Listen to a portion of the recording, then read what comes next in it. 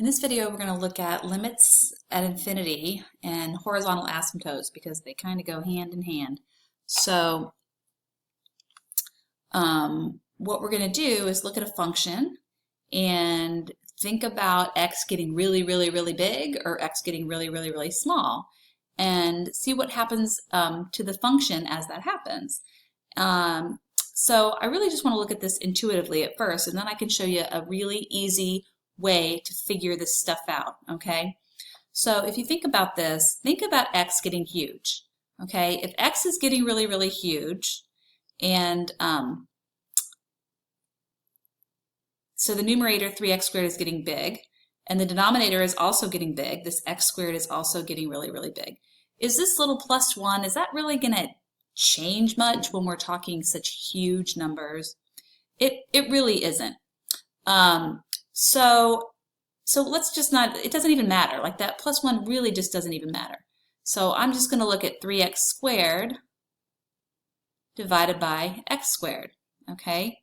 Now, again, x is getting huge. If x is a huge number, even if it's 1,000,000 and you square it, and then you have x squared in the denominator, 1,000,000 squared, those are going to cancel out and you would just get 3, okay? So what's happening as x gets huge here is you have a limit of 3, okay? And as x approaches negative infinity, a similar thing's going to happen. If this was a super tiny number, negative 1,000,000 to the second power and negative 1,000,000 to the second power down here, they would still cancel and you would have a limit of 3. So let me just show you very quickly what that looks like on the graph. Over here on Desmos. So here's the function. In red is the function, okay? In blue, I have y equals 3. That's the asymptote. And you can see as x gets really, really, really big, and I'll zoom in over here, okay? As x gets really big, keep zooming in, okay? We're approaching 3, but we're never going to touch 3, okay? And the same thing goes when you're looking at the negative direction, okay?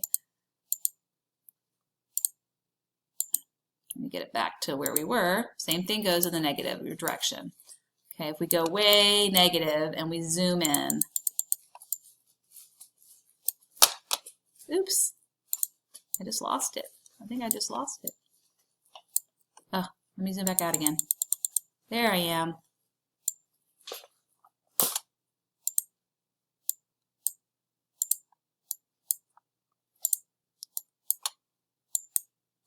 Boy, we have to keep zooming, don't we?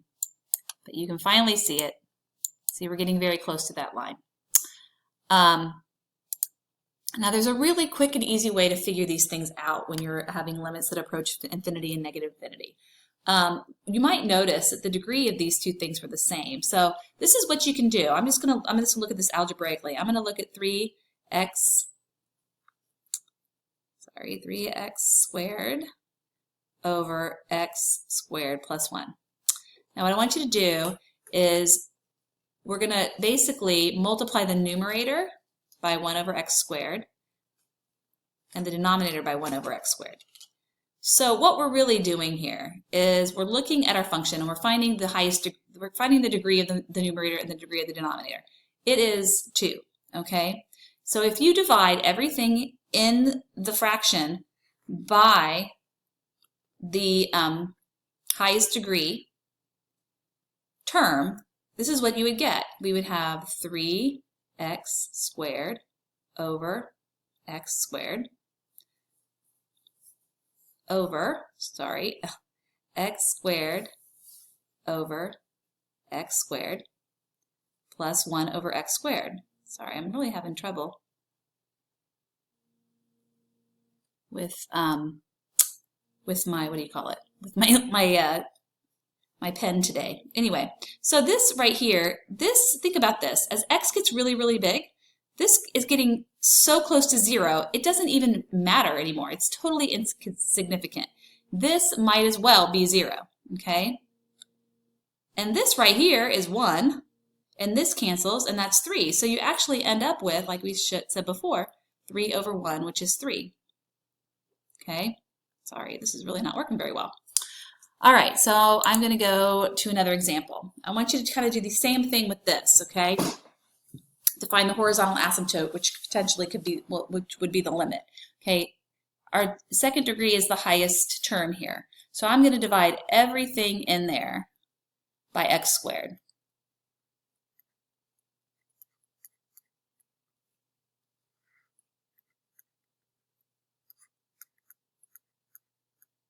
Okay, this, think about this. This right here, x is getting huge.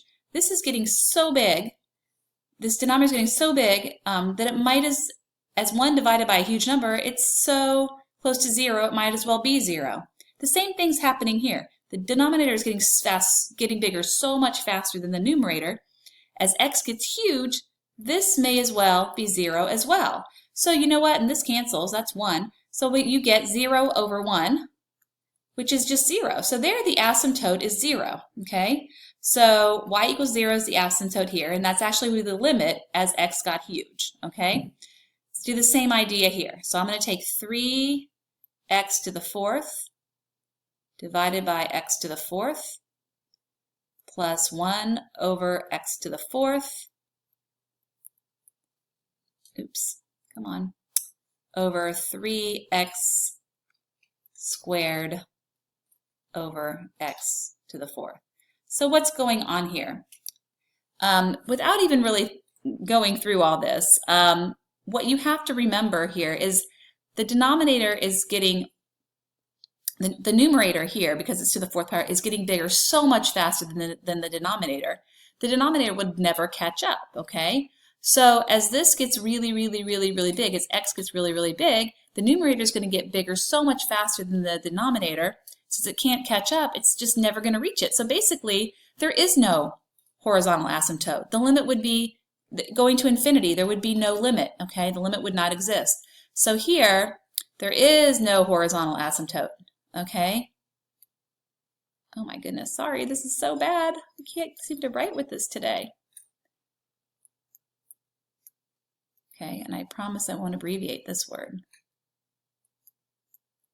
Sorry, this is really, my pen is not working well. Sorry, but you're getting the idea.